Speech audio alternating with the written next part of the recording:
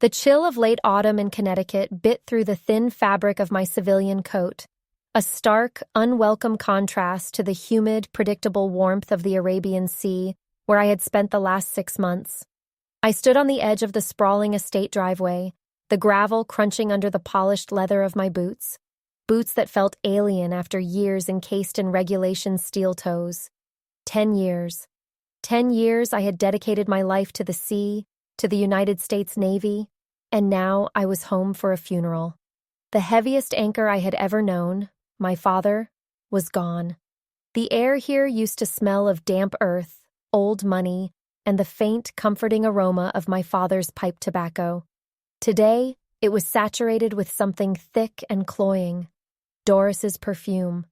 It was a scent that had always felt like an aggressive invasion, smothering the genuine atmosphere of the place, much like Doris herself had smothered my father's final years with her calculated presence. I allowed myself precisely 60 seconds of unguarded grief.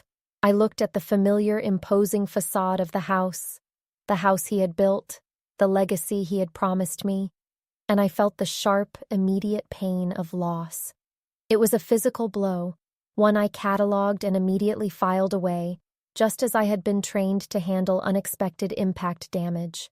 Emotions were a vulnerability. Discipline was my shield.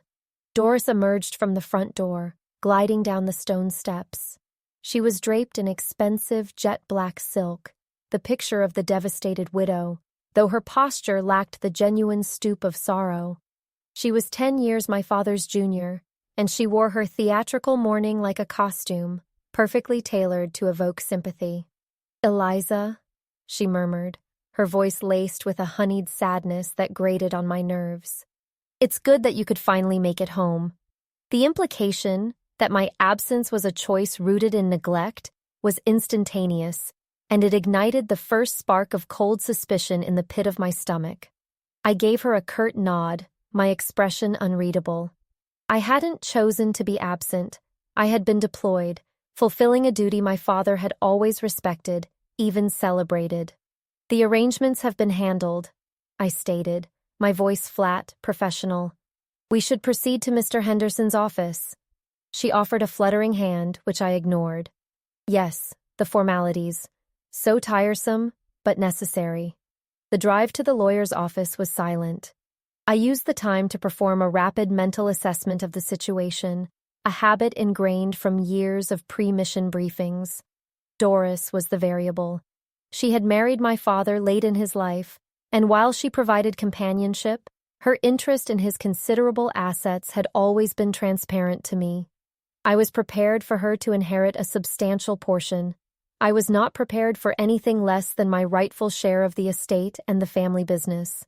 Mr. Henderson's office was everything our estate was not: sterile, modern, and coldly efficient. The mahogany desk was vast, separating me, Doris, and the lawyer into distinct, antagonistic zones. I sat, back straight, hands resting lightly on my knees, maintaining the rigid posture of a commissioned officer awaiting orders. I watched Mr. Henderson's eyes. They flickered nervously between Doris and me, a clear sign of discomfort. He knew something was wrong. He cleared his throat, adjusting the thick stack of papers. "We are here today to read the last will and testament of your father, Captain Elias Vance." The initial clauses were standard legal boilerplate, but as Henderson continued, the language began to shift, growing subtly colder. I felt the first seismic tremor of betrayal. "To my daughter, Eliza Vance," Henderson read, his voice dropping slightly, "who chose a path of long and continued absence, prioritizing her career over the foundational legacy of this family. I bequeath a financial stipend sufficient to cover her immediate transition back to civilian life, amounting to $50,000. $50,000. I didn't flinch, but inside, the temperature of my blood dropped 10 degrees. It was an insult disguised as a handout. It was the equivalent of a severance package for a favored employee, not the inheritance of a sole heir. Henderson's eyes darted away from mine. He continued, stumbling slightly over the next phrase, "and a box containing my old Navy insignias, as a reminder of the discipline she shares, but the home she abandoned. The insult was complete. The insignias, symbols of the shared pride and military heritage that bonded us, were being presented as a consolation prize, a passive-aggressive swipe at my service. I focused my gaze across the desk, meeting Doris's eyes. Her expression was a masterpiece of contrived sympathy, her lower lip trembling slightly, but the triumph in her eyes was unmistakable, a sharp, poisonous flicker of victory that she couldn't quite extinguish.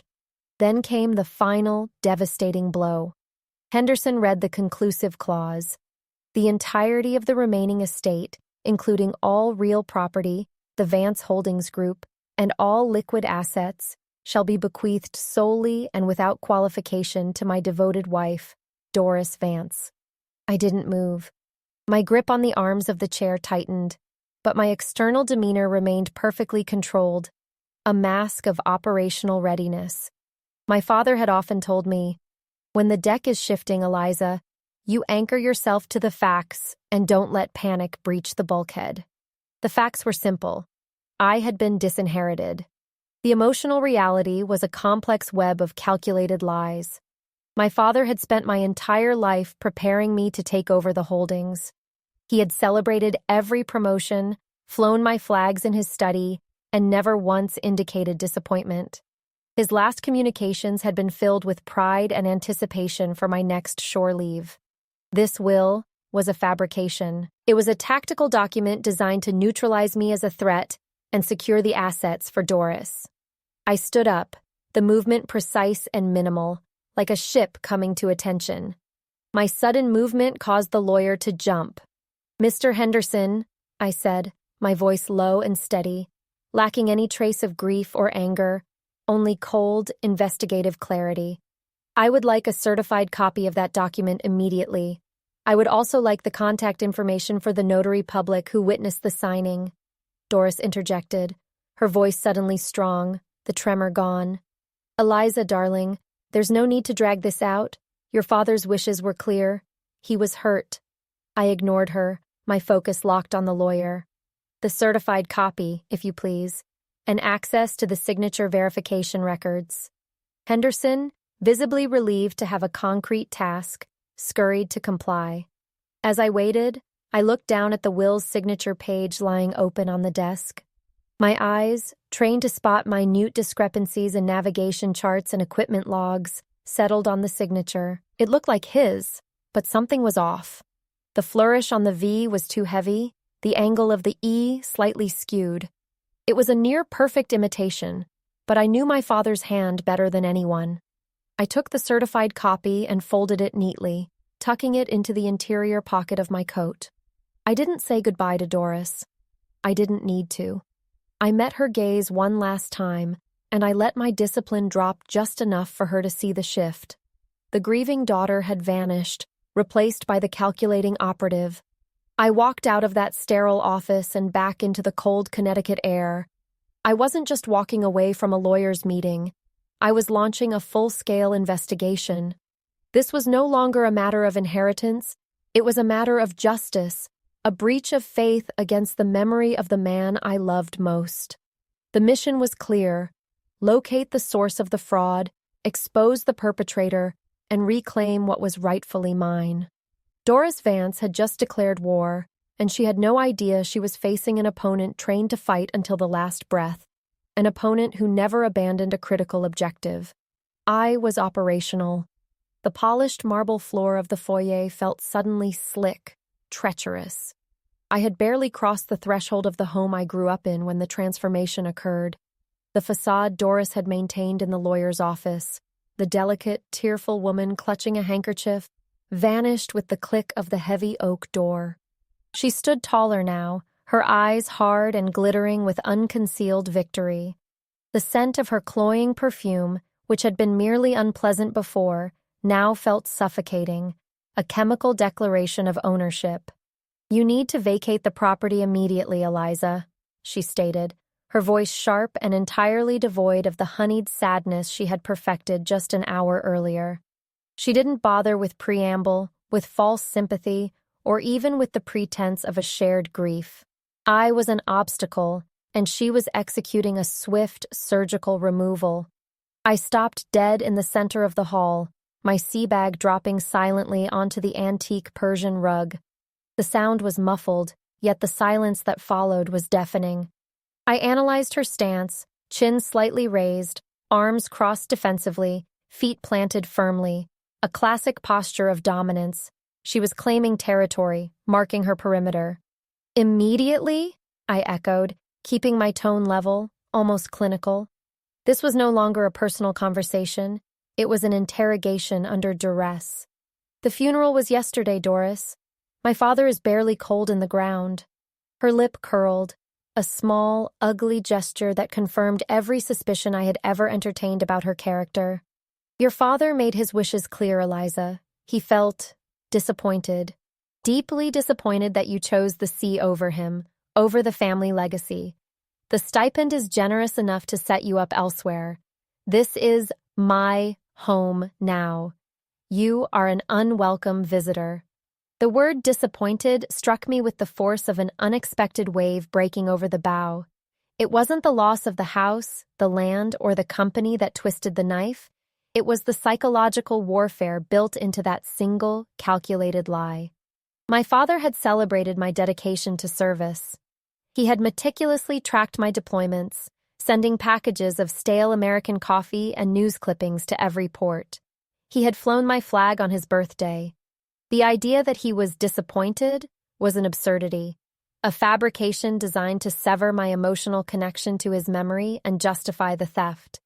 In that instant, any residual grief I harbored was incinerated by a white-hot, military-grade suspicion. I was no longer a grieving daughter.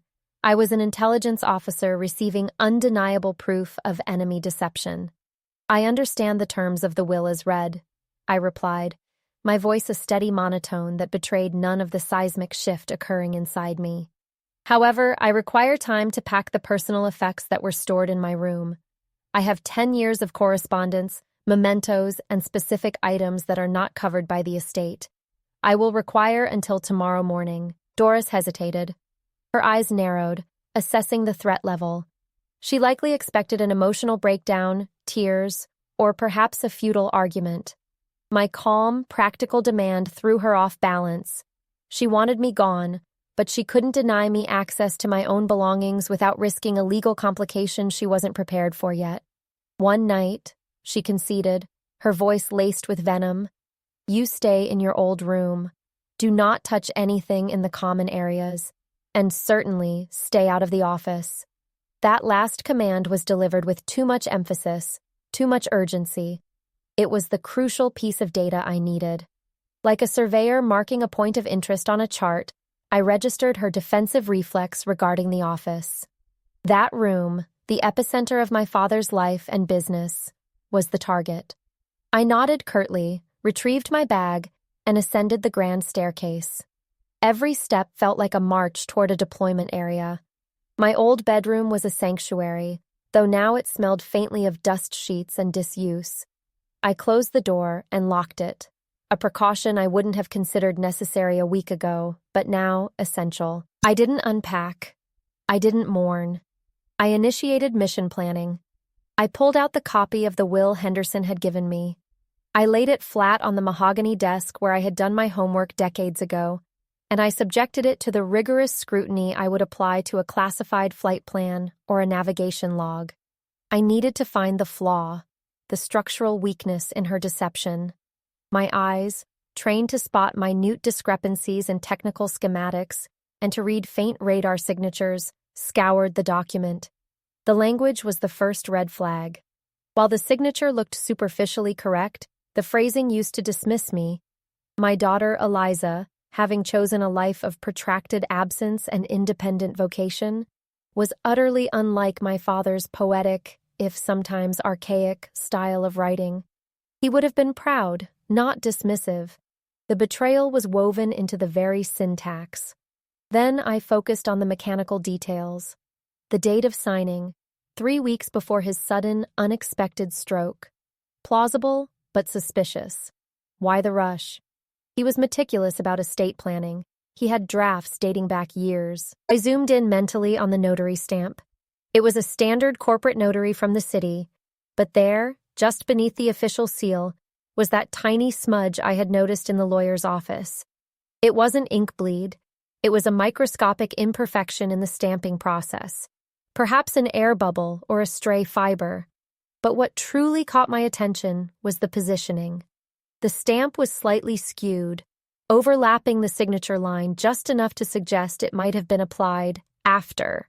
The signature was affixed to a different document, or perhaps applied carelessly by someone unfamiliar with the notary's usual routine. It was a faint anomaly, but in the world of high-stakes fraud, faint anomalies often crack the case wide open. I spent the next hour reviewing the timeline. Had my father been ill? Had he been lucid? Doris had claimed he was fine, just working too hard. I accessed a few old digital calendars I still had synchronized with his accounts. He had scheduled a fishing trip for the week after the supposed signing. A man who was drastically altering his life's legacy wouldn't be planning a casual fishing trip. Inconsistency confirmed. My immediate focus shifted from emotional proof to physical evidence. I needed to know what Doris was doing and where she was protecting her prize. I moved silently to the door and eased it open a crack. The house was vast, and sound traveled poorly, but I could hear Doris downstairs, her voice raised in animated conversation. She wasn't whispering. She was celebrating. "Yes, darling, I know. Can you believe it? The entire East Wing needs updating. I want the whole place done in white and gold. Very modern. No, the furniture goes. All of it. We need to liquidate those heavy, depressing antiques immediately." She was talking about selling off my mother's possessions, my father's beloved collection of maritime art. She wasn't grieving. She was liquidating assets. Her arrogance was intoxicating, making her sloppy. She was acting like a person who had secured a vast, unexpected windfall and was terrified it might vanish if she didn't spend it fast. I used the opportunity of her loud phone call to conduct a brief, silent reconnaissance of the upper floor hallway. I checked the locks on the guest rooms. All secured. I checked the master suite, now solely hers. The door was closed. Then I paused outside the door to my father's personal study, the office. It was a massive, imposing door, usually kept unlocked during the day. Now I noticed the glint of new brass. She had installed a deadbolt. That was the second and far stronger piece of evidence. If the will was legitimate, and she was the sole owner, why the immediate, paranoid security measure on one specific room? She wasn't protecting her property. She was protecting a secret. I retreated to my room, the lock clicking softly behind me. I needed to confirm my hypothesis about the office's contents, but I couldn't risk breaking the new lock. I had to probe. Later that evening, after the house settled into a deceptive silence, I ventured downstairs to the kitchen for a glass of water. Doris was in the parlor, sipping an expensive scotch, scrolling through her phone, presumably looking at renovation blueprints. I stood in the doorway, adopting a posture of resigned defeat. I wanted her to think I was broken, accepting the terms. "Doris," I said softly, my voice carefully modulated to sound weary. She looked up, annoyed by the interruption to her planning. "What is it, Eliza? I thought you were packing." "I am. It just brought back a lot of memories. I was thinking about Dad's old filing system. He kept all the insurance policies for the house in the built-in cabinet in his office, didn't he? Just in case I needed to reference anything for the stipend, I should probably check those files before I leave tomorrow." I watched her face like a hawk watches prey. The change was instantaneous and devastatingly revealing. Her confident smirk dissolved. Her eyes widened slightly, her hand gripping the glass of scotch so tightly I thought it might shatter. Her breathing hitched, just for a split second, an involuntary spasm of panic. "No," she snapped, the word cutting through the quiet air. "Absolutely not. The office is sealed. Mr. Henderson has all the relevant financial documentation. There is nothing you need in there. You need to focus on packing your personal trinkets. The insurance is handled. Everything is handled." She then immediately pivoted, her voice becoming unnaturally cheerful. "Did you see the plans for the pool expansion? I'm tearing out that ridiculous old gazebo. You know, the one your father insisted on keeping? It was so dated." The deflection was clumsy, desperate, and obvious. She didn't just refuse access. She panicked and then tried to bombard me with distracting details about future plans. The office, the one place she was overtly protecting, was the key. My father, a man obsessed with security, would never have left his true intentions to the whims of a lawyer's filing cabinet. He would have secured them himself. I took my glass of water, nodding slowly, pretending to accept the dismissal. "Of course, Doris. My mistake.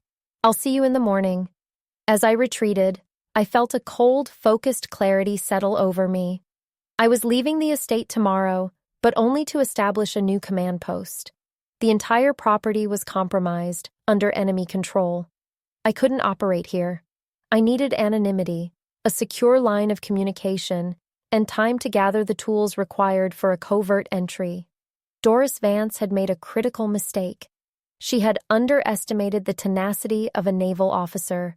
She thought she was dealing with a civilian who would crumble under emotional pressure and legal jargon. She was wrong.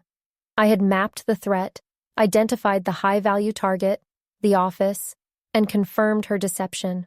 I spent the rest of the night assembling a detailed reconnaissance report in my mind, cataloging the layout of the property, the security measures, and Doris's schedule. By the time the first light of dawn filtered through my window, I was ready to execute my tactical retreat. I walked out the next morning, leaving the stipend check untouched on the dresser. I took only the sea bag and the small, heavy box containing my father's Navy insignias. I met Doris in the hall. "I'm leaving now," I stated. She smiled, a thin, triumphant curve of the lips. "Good riddance, Eliza. Enjoy your retirement." I returned her gaze with an expressionless stare, the kind I used when facing down a hostile vessel on the open sea. She saw only resignation. She missed the cold, unwavering determination of a person who had just received undeniable orders. I was operational. My mission: reclaim the legacy. Target: father's office. Execution: imminent. The next phase of the investigation would require discipline, stealth, and the absolute certainty that justice, like the tide, always finds its way back home. I stepped off the porch and into the new reality, ready for war. The cheap, sterile air of the motel room was a poor substitute for the sea breeze, but it offered me exactly what I needed: a neutral operating base. I paid cash for the week, registering under an assumed name. I was no longer Eliza, the grieving daughter. I was an officer on an unsanctioned, high-stakes reconnaissance mission. My deployment was self-imposed, my orders were justice, and my enemy was Doris. I laid out my meager belongings on the worn Formica desk. The stipend Doris had thrown at me felt dirty, a bribe for silence, but I used it functionally, to secure this space and buy basic supplies. My focus narrowed instantly, cutting out the noise of humiliation and anger. Grief was a luxury I could not afford until the mission parameters were met. My investigation began with the box of insignias, the only physical legacy my father had officially allotted me. I handled the ribbons and medals, the brass shining dully under the harsh motel light. Each piece represented a chapter of his life, and mine, a tangible record of the pride he had always shown. The will's claim of his disappointment was an absolute fabrication, and holding these tokens only solidified my conviction. Beneath the folded Navy flag, I found the small, leather-bound journal. It wasn't the heavy, ledger-style book he used for company finances, but a personal diary, thin and unassuming. My fingers traced the embossed initials, R.M., Robert Miller. I opened it carefully, knowing I was crossing a boundary, but necessity had overridden decorum. The entries weren't spectacular: notes on golf scores, appointments, and brief, loving mentions of my mother and me. But as I flipped through the pages from the last 6 months, I found the recurring entry I needed. Wednesday, 1900H, safe check. It appeared consistently, a ritual of security. My father was meticulous about privacy and protection. The journal confirmed what I suspected. He maintained a physical, secure repository separate from bank vaults, likely within the estate itself. The knowledge was a sharp, clean piece of intelligence. I locked the journal away and turned to the digital front. My training in logistical analysis and data retrieval, often used for plotting supply chains or tracking equipment malfunctions, was now repurposed for financial forensics. I accessed secure databases and public records, building a comprehensive profile of Doris Miller, née Jenkins. My initial search focused on the weeks leading up to the supposed signing of the fraudulent will. I meticulously sifted through every email exchange between my father and me. If he had genuinely been disappointed enough to disinherit me, there would have been a precursor, a heated argument, a cold distance. I found the opposite. Just 5 weeks before his death, he had sent me a long email detailing his excitement for my upcoming shore leave, attaching photos of antique maps he'd purchased, anticipating our traditional ritual of reviewing them together over scotch. Eliza, these charts will need your expert eye. They're a mess of conflicting data, much like the Pacific during the monsoon season. See you soon, my girl. Proud of you. The words resonated, a clear voice from beyond the grave, completely contradicting the dismissive language of the forged document. The emotional evidence was overwhelming, but emotion doesn't win in probate court. Hard data does. I shifted focus to Doris's financial history. I started broad, looking for anomalies. The first red flags appeared almost immediately. I found records of massive, unexplained cash injections into her personal accounts shortly after she married my father. These weren't regular allowances. They were significant, lump-sum deposits that vanished almost as quickly as they appeared, suggesting she was covering pre-existing obligations. I dug deeper, cross-referencing her name across various state and civil jurisdictions. I wasn't just looking for bad credit. I was looking for a pattern of behavior. I found it in records pertaining to her previous marriage, which had ended in a remarkably generous, though legally murky, settlement. There were whispers, later confirmed by archived court filings, of undue influence, allegations of coercion, and a rapid liquidation of assets. Doris wasn't merely opportunistic. She was a serial financial predator. My hypothesis solidified into an operational plan. Doris, drowning in debt and accustomed to using marriage as a financial lifeline, realized my father was becoming suspicious, as indicated in his journal about protecting assets. She needed control of the bulk of his estate immediately. The solution: forge a will and accelerate his demise, or at least ensure the forgery was signed before he could change his mind or expose her. The investigation consumed me. I slept maybe 4 hours a night, waking with the precision of a ship's alarm. The motel room became my command information center. Maps of the estate were tacked to the wall, floor plans of the main house sketched onto graph paper. I used my knowledge of the property, gained over 30 years, to mentally bypass Doris's physical control. The target was the office. I knew its dimensions, the placement of every heavy piece of furniture. My father's desk was custom-made, mahogany, installed years before. Behind it stood the massive built-in bookshelf, filled with heavy, leather-bound classics he rarely touched. I remembered a conversation from my childhood, a lesson in espionage disguised as a bedtime story. My father had talked about the ingenious hiding places used by historical figures, safes concealed not by concrete, but by clever mechanical engineering integrated into existing structures. I visualized the bookshelf.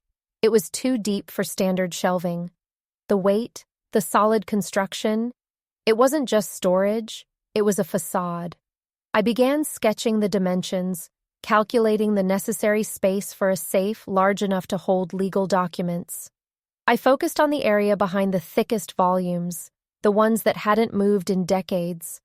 I recalled the slight unevenness of the wood grain near the bottom right, a detail my father had once pointed out with a wink, claiming it was a design flaw the carpenter missed. Now I recognized it as a deliberate access point, a pressure plate or a cleverly disguised latch. The key to the safe itself would be a combination, something he would never forget. Not a birthday or an anniversary easily found in public records, but something deeply personal, yet secure. My mind immediately went to my mother's birthday, the only date he celebrated with fierce, quiet devotion every year after she passed. That number was his emotional cornerstone. It would be the physical key to his secrets. I had the motive, the pattern, and the location. Now, I needed the evidence, the physical proof that the will Doris presented was a fraud, and, ideally, the true testament to my father's final wishes. The digital reconnaissance was complete. It was time for the infiltration. The operation was codenamed Legacy Retrieval. I prepared my kit, gloves, a small specialized penlight, and a lock-picking set I had maintained since my days learning security procedures on the destroyer. I meticulously checked the weather forecast. A slight drizzle was predicted for midnight, perfect for dampening sound and discouraging external activity. As I packed my gear, I looked out the motel window at the distant, glittering lights of the estate, my home, currently occupied by the enemy. I felt a surge of cold, focused aggression, a sensation akin to the adrenaline rush before a high-risk boarding exercise. This was more than just reclaiming property. It was an act of personal and historical rectification.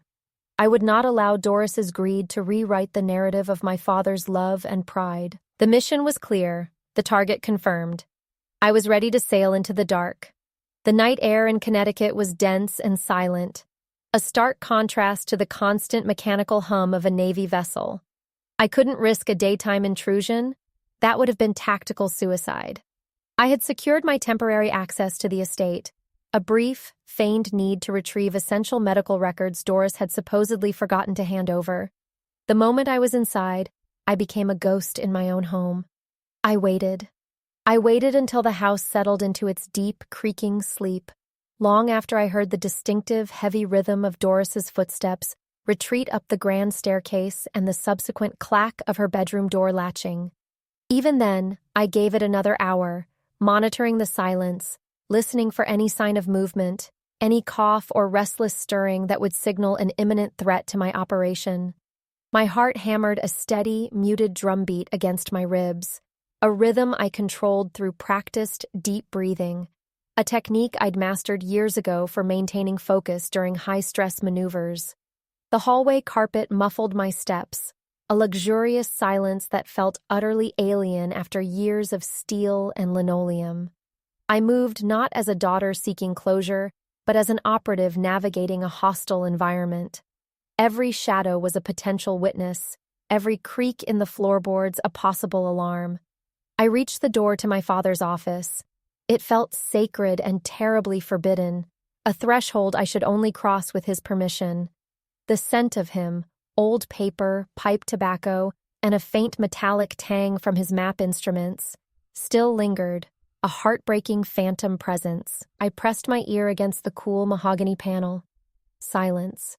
I used the small, specialized lock-picking kit I carried, a compact set designed for emergency access to secure lockers, not antique doors. The tumblers fell into place with satisfying, minute clicks, sounds that were deafening in the profound stillness. I eased the door open just enough to slip inside, closing it gently behind me. The office was a cavern of moonlight and shadows. I didn't dare turn on the light. The faint silver glow streaming through the tall, mullioned windows was enough for my night-adjusted eyes, trained to distinguish threats in the pitch black of a ship's bridge during blackout drills. I went straight to the bookshelf, the centerpiece of the room and, I believed, the key to the entire operation. My father was a man of habit, but also a man who understood the value of misdirection. He had often spoken of the concept of security through obscurity. The safe wouldn't be hidden behind a cheap painting. It would be integrated into the structure itself. I ran my hands along the spines of the thickest volumes, the complete works of Churchill, leather-bound financial histories, and a heavy set of encyclopedias. The wood felt cool and smooth beneath my fingertips. I was searching for a seam, a catch, any fractional deviation in the grain or the alignment of the shelving that indicated a false front. It was behind the encyclopedias that I found it. I had to push the heavy volumes slightly aside, revealing the back panel of the shelf. There was no visible handle, no obvious latch. I remembered a conversation from years ago, my father laughing as he described a complex locking mechanism based on pressure points, activated by pressing a specific, strategically placed knot in the wood grain. He had been reading about 17th century European hiding places.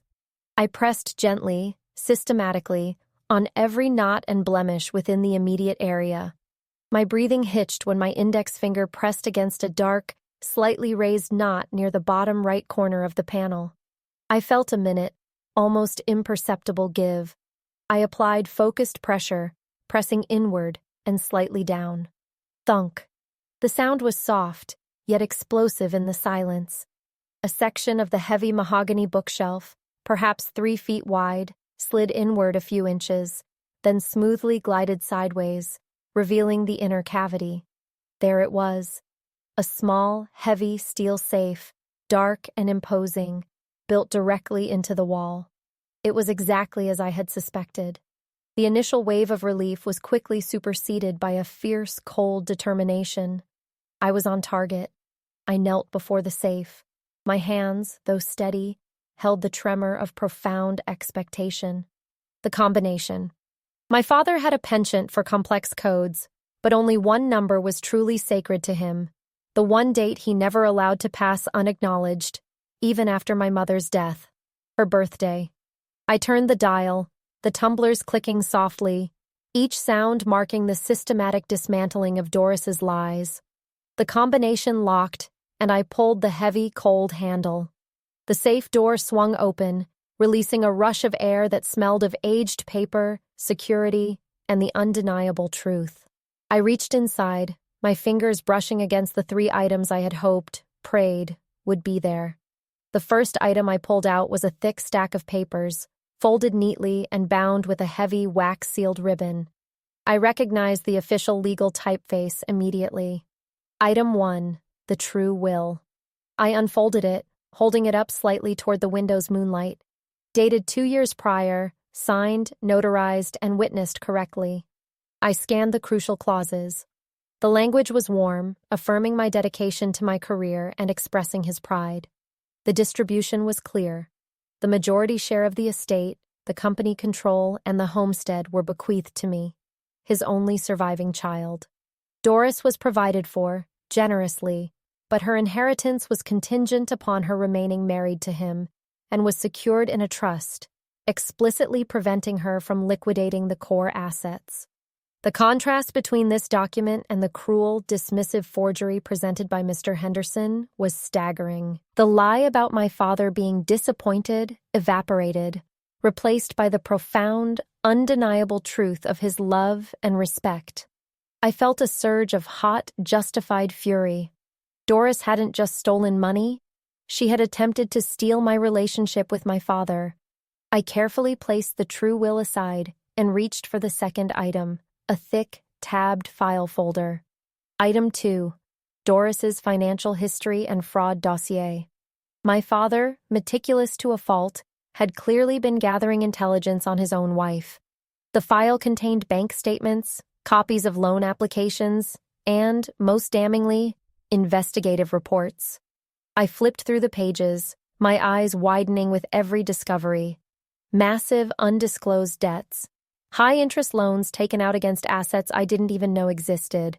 And then, the documented pattern. Records pertaining to her previous marriage, detailing a shockingly similar scheme involving undue influence over an elderly spouse, resulting in a lucrative but suspicious settlement. He hadn't been oblivious. He had been investigating. He had been protecting his legacy and protecting me from beyond the grave. This file was the motive, the proof that the forgery wasn't a sudden act of opportunistic greed, but the culmination of a systematic, predatory plan. She was a professional fraudster who had targeted my father. The third item was tucked underneath the file, smaller and more personal. Item 3, a personal letter. It was a single sheet of his heavy, personalized stationery, addressed simply, My Eliza. My discipline almost broke then. I had maintained a cold, operational focus, but the sight of his familiar, strong handwriting brought a sudden sting to my eyes. I blinked rapidly, refusing to let emotion cloud my vision. I read the letter, letting the moonlight illuminate his final words to me. My Eliza, if you are reading this, I fear my precautions were warranted. I have grown deeply uneasy about Doris's financial activities, and certain irregularities have come to light that suggest her intentions are not those of a loving wife. I have taken steps to secure the estate and the company's future in your name, placing the true will and the evidence of her schemes here, where I know you, with your keen eye for detail and your uncompromising sense of duty, will look. I know your life at sea is your calling, but should you ever choose to return, the legacy is yours. I was never disappointed, my dear. I was and remain immensely proud of the woman you have become. Trust your training, secure the prize, and do not let greed win. Sail straight, my girl. The letter was a lifeline, a final, unequivocal affirmation that dissolved the poison Doris had tried to inject into my memories. He knew. He fought back, and he entrusted the final battle to me. I gripped the paper, the tension in my chest easing slightly, replaced by a profound, cold certainty. The operational plan was now complete. I had the true will to legally reclaim the estate, the financial dossier to establish motive and pattern of crime, and the personal letter to validate my father's state of mind and his intent. The evidence was irrefutable. I meticulously photographed every page of every document using a secure encrypted device, creating a digital backup, a crucial step in any intelligence-gathering operation. Then, I carefully secured the original documents within the heavy canvas pouch I had brought. This evidence was now my most valuable cargo. I closed the safe door slowly, ensuring the sound was minimal. I pressed the knot again, and the bookshelf slid back into place, merging seamlessly with the wall, hiding the truth once more beneath the veneer of expensive wood. No one would ever know the safe was there, unless they knew my father's secret.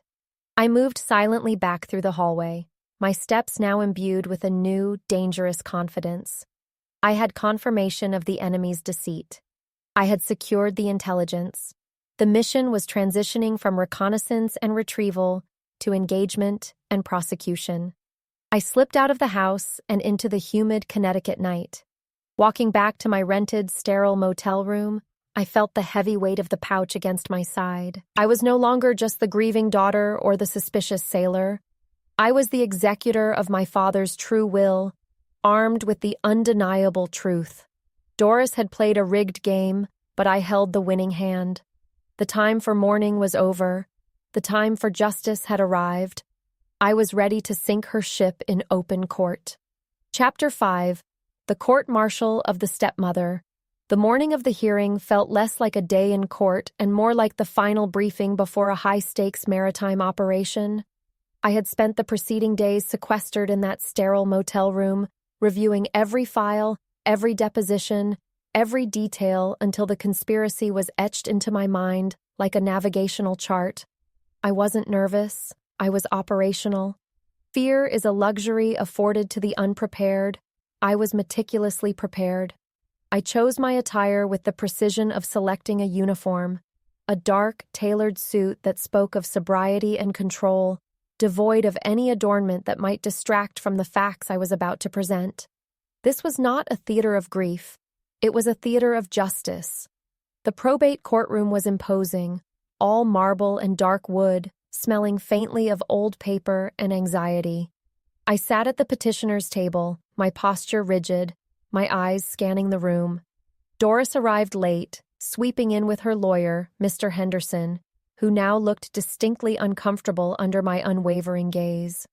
Doris, however, was radiating a sickening, misplaced confidence. She wore black lace, a performance of mourning that clashed violently with the predatory gleam in her eyes. She clearly believed the forgery was airtight, that her manipulation of my father's final weeks had secured her victory. I ignored her completely, focusing instead on the judge, a stern woman whose expression was entirely neutral, a perfect blank slate onto which I intended to etch the truth. Mr. Henderson opened their case, presenting the fraudulent will with a flourish. He painted a picture of my father's supposed disappointment in my unconventional career path and praised Doris's unwavering devotion during his final illness. Every word was a calculated lie, designed to erode my character and legitimize the forged document. I felt the familiar coldness of military discipline settle over me, filtering the lies into noise. I did not flinch, I did not react. I simply logged the information, waiting for my moment to counterattack. The lawyer droned on, emphasizing the clear language of the document, the notarization, the apparent finality of my father's decision to disinherit me in favor of his loving wife. They concluded their argument, resting their case entirely on the validity of that single damning piece of paper. Then, the judge looked at me. "Ms. Hayes, your rebuttal?" I rose slowly, deliberately. I didn't approach the judge immediately. I took a moment to look directly at Doris, a long, silent appraisal that wiped the smugness from her face and replaced it with a flicker of genuine apprehension. "Your Honor," I began, my voice clear and steady, practiced to carry across open water. "We are not here to debate my father's feelings toward my career. We are here to debate the veracity of the document presented by the claimant. I intend to prove, beyond any reasonable doubt, that this document is not only a forgery, but the culmination of a deliberate, calculated campaign of financial fraud orchestrated by the claimant, Doris Hayes." The courtroom gasped. Mr. Henderson leaped to his feet. "Objection, Your Honor. Slanderous and unsubstantiated." "Sustained," the judge ruled, but her eyes were now fixed on me, intrigued. "Ms. Hayes, stick to the evidence." "Yes, Your Honor. My evidence is threefold," I continued, approaching the evidence stand. I laid out my first exhibit, a detailed forensic report I had commissioned on the purported will. "First, the technical analysis," I stated, pointing to magnified images projected onto a screen near the bench. "The signature on the document dated 3 weeks prior to my father's death shows clear signs of hesitation and pressure inconsistent with his known, habitual signing style. Furthermore, the notary seal, which was smudged, allowed us to isolate the ink pattern. The notary listed on the document, a Mr. Samuel Jenkins, officially retired and moved out of state 6 months prior to the date listed on the will. The notary stamp used here was a counterfeit, easily obtainable online. I watched Doris clutch the armrests of her chair. Her face was beginning to lose color. The foundation of her entire claim, the official legitimacy of the document, was dissolving under forensic scrutiny. "This document," I stated, picking up the forged will and holding it aloft, "is a fabrication, but fabrication requires motive and means." I paused, letting the weight of the accusation hang in the silence. I then presented my second exhibit, the true will, retrieved from my father's hidden safe. "Your Honor, this is my father's last authentic will, dated 2 years ago, properly signed, witnessed, and notarized by a legitimate, verifiable notary. This document reflects his true, long-standing intentions, leaving the majority of the estate and the company to me, his only child, while providing a generous but controlled stipend to Doris." I read a passage aloud, one where my father explicitly praised my service and expressed pride in my dedication.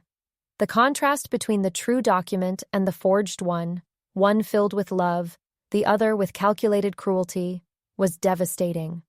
Mr. Henderson began whispering urgently to Doris, but she was shaking her head, staring at the true will as if it were a ghost.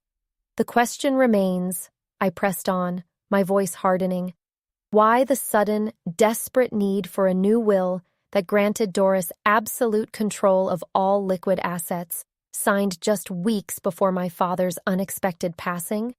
I moved to my final, most damning exhibit, the thick file detailing Doris's financial history. This file, recovered from my father's private safe, outlines Doris's extensive, undisclosed debt obligations, debts amounting to millions, amassed through reckless spending and bad investments, predating her marriage to my father. It also details her financial activities during her previous marriage, which ended in a suspicious, massive settlement payout after allegations of undue influence and fraud were raised. I laid out the pattern.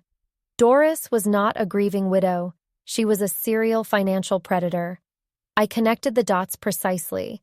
The debt created the motive, the isolation of my father during his final weeks created the opportunity, and the counterfeit notary and hurried signature created the means. The timeline was irrefutable. She needed the estate liquidated immediately to cover her losses before her creditors caught up. As I finished my presentation, the courtroom was utterly silent. I looked at Doris. The carefully constructed facade she had maintained for years finally, spectacularly, collapsed. "It's a lie! She planted those documents! She's trying to steal everything!"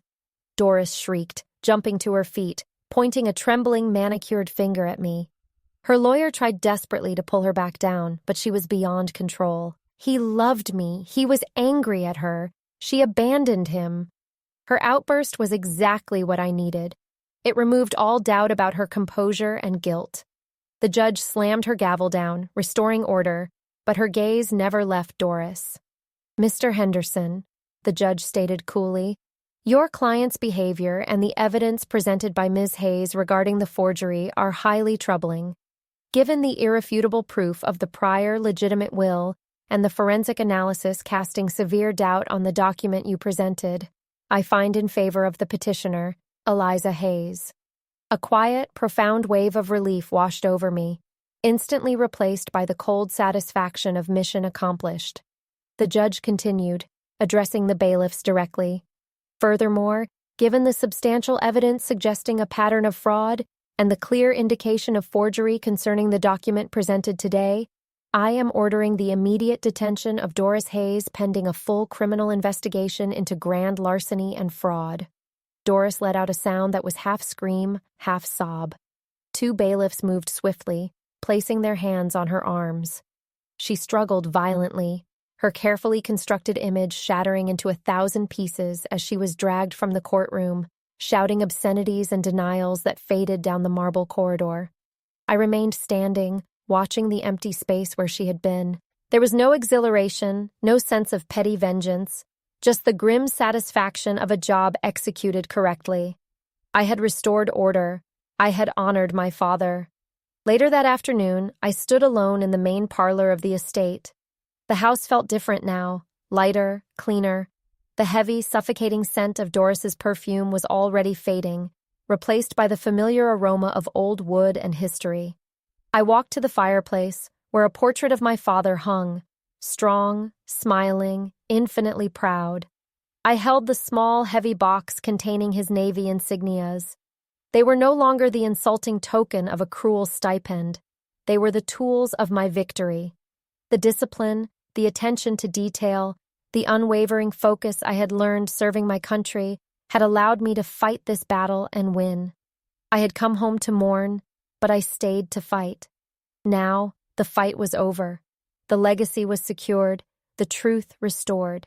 I was finally home, ready to build a life on the foundation my father had truly intended for me.